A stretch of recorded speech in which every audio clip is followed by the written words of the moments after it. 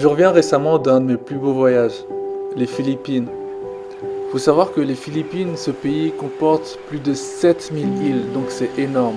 Et du coup, il y a plusieurs moyens de voyager dans ce pays. Et le moyen qu'on a choisi avec mes amis, c'était de le faire en sac à dos.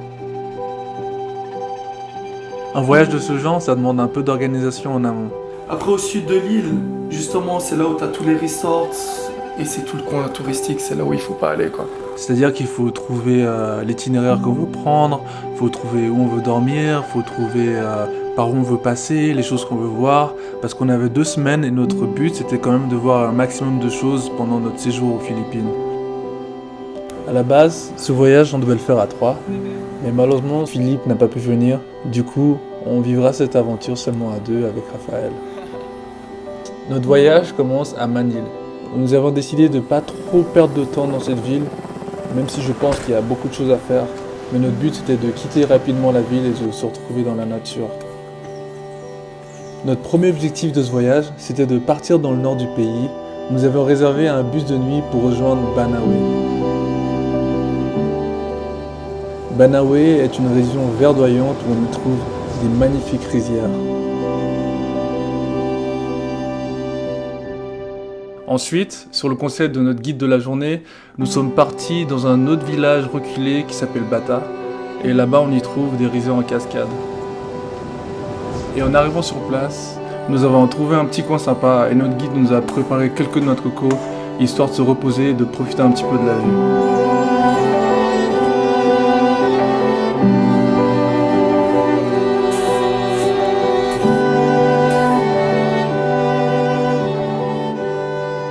Notre guide, d'ailleurs qui était un guide très sympa, avait quand même quelque chose de spécial.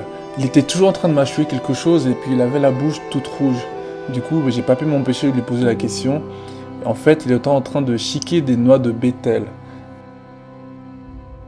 Après quelques recherches, je me suis rendu compte que chiquer des noix de bétel est quelque chose de assez courant en Asie, surtout à Taïwan. If you can chew betel nut, your body will become warm. Especially the old when they wake up in the morning. If they wake up, they will chew betel nut so that their body will become warm because it is very cold in the morning. So it helps people to feel warm. Yes. But even if it's your first time to chewing betel nut, maybe you will become dizzy for the tobacco. I will not try. Yes. But I will probably die. But some of the tourists, if they will try to chew betel nut, I don't put tobacco. Okay. But what is red? Because nothing is red in your bag. Because your mouth, it's red. Ah, yes, But- one. The powder. You can mix it together.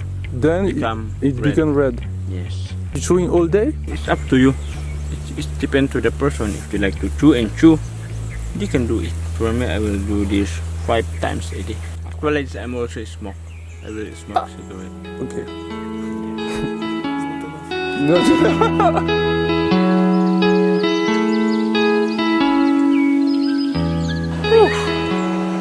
Là, je peux vous dire que la promenade, le trek qu'on est en train de se faire dans les rizières est quand même un peu éprouvant.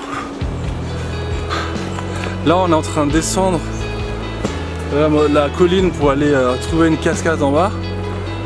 Mais c'est sport, hein. C'est vraiment sport, comme d'hab. Et en tout cas, c'est cool. Le paysage qui nous entoure est vraiment magnifique. C'est top, vraiment top. Mais là, j'ai les genoux en compote là, à force de descendre les escaliers. Et des fois, il y a des marches de 30 cm de haut. Donc c'est vraiment sport.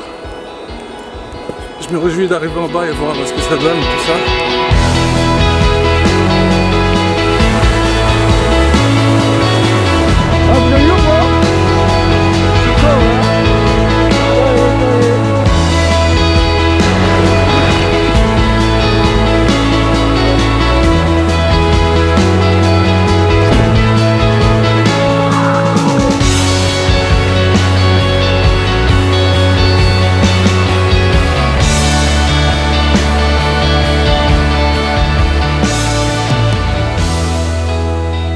On avait réussi notre première mission de ce voyage qui était de rejoindre le nord, qui se trouve à quand même à 8 heures de bus de Manille et d'y passer seulement une journée et de revenir le soir. Et franchement, avec la journée qu'on a passée, je savais que ce qui nous attendait pendant ce voyage allait être extraordinaire. Donc j'avais que hâte de découvrir la suite.